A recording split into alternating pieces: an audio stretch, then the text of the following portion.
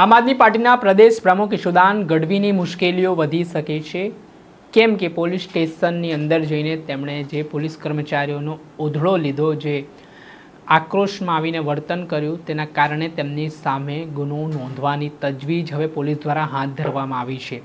જો તમને પોલીસ ઉપર ગુસ્સો આવતો હોય તો તમારો ગુસ્સો કાબૂમાં રાખજો, નહીંતર થશે ફરિયાદ। ને આવું કંઈક થઈ રહ્યું છે પ્રદેશ પ્રમુખ આમ આદમી પાર્ટીના ઈશુદાન ગઢવી સાથે। શું સમગ્ર મામલો છે, શું કહી રહ્યા છે સૂત્રો, વિગતે વાત કરીએ। વૈષ્ણવજન તો તેને કહીએ જે પીડ પરાઈ જાનાને રે। નમસ્કાર દર્શક મિત્રો, નવજીવન ન્યૂઝમાં આપનું સ્વાગત છે। હું છું ફૈઝાન। આજે સ્થાનિક સ્વરાજ્યની ચૂંટણીની જાહેરાત થવાની છે, તે પહેલાં આમ આદમી પાર્ટીના નેતાઓ છેલ્લા 2 દિવસથી વિડીયો બનાવીને કહી રહ્યા છે કે આમ આદમી પાર્ટીના કાર્યકરો અને નેતાઓને પોલીસ સ્ટેશને બોલાવી તેમની અટકાયત કરી રહી છે, તેમના પાર્ટીના ડેટા માંગી રહી છે। આને લઈને વિવાદ વકર્યો છે અને આ વચ્ચે આજે દ્વારકા જિલ્લાના જામ ખંભાળિયામાં આમ આદમી પાર્ટીના પ્રદેશ પ્રમુખ ઈશુદાન ગઢવી પહોંચ્યા હતા પોલીસ સ્ટેશને તેમના કાર્યકરોની રજૂઆતને લઈને।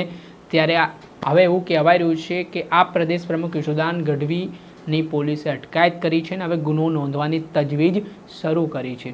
હવે શું કામ ગુનો નોંધાઈ રહ્યો છે, તો સૂત્રો તરફથી અમને જે માહિતી મળી છે તે મુજબ આમ આદમી પાર્ટીના પ્રદેશ પ્રમુખ ઈશુદાન ગઢવીએ જે પોલીસ સ્ટેશનમાં જઈને ઉગ્ર સ્વરૂપે રજૂઆત કરી, જે ફરજમાં રૂકાવટ પોલીસની કરી હોય તેવી વાત પોલીસ તરફથી કહેવામાં આવી રહી છે।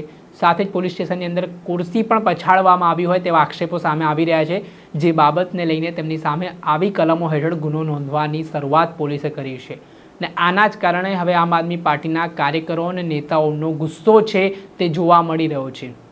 એટલે આમ આદમી પાર્ટીના ધારાસભ્ય ગોપાલ ઇટાલિયાએ પણ આક્ષેપો શરૂ કર્યા છે કે હવે ચૂંટણી નજીક આવી રહી છે એટલે ભાજપને હારવાનો ડર છે ને તેના જ કારણે હારવાના ડરના પગલે તેઓ આમ આદમી પાર્ટીના નેતાઓ અને કાર્યકરો સામે ફરિયાદ નોંધાવી રહ્યા છે। પરંતુ અત્યારે સત્તાવાર કોઈ જાહેરાત છે તે જામ ખંભાળિયા પોલીસ કે દ્વારકા પોલીસ તરફથી નથી કરવામાં આવી, પણ જે સૂત્રો તરફથી માહિતી મળી છે તે મુજબ ઈશુદાન ગઢવી સામે હવે ગુનો નોંધવાની પ્રક્રિયા શરૂ થઈ છે।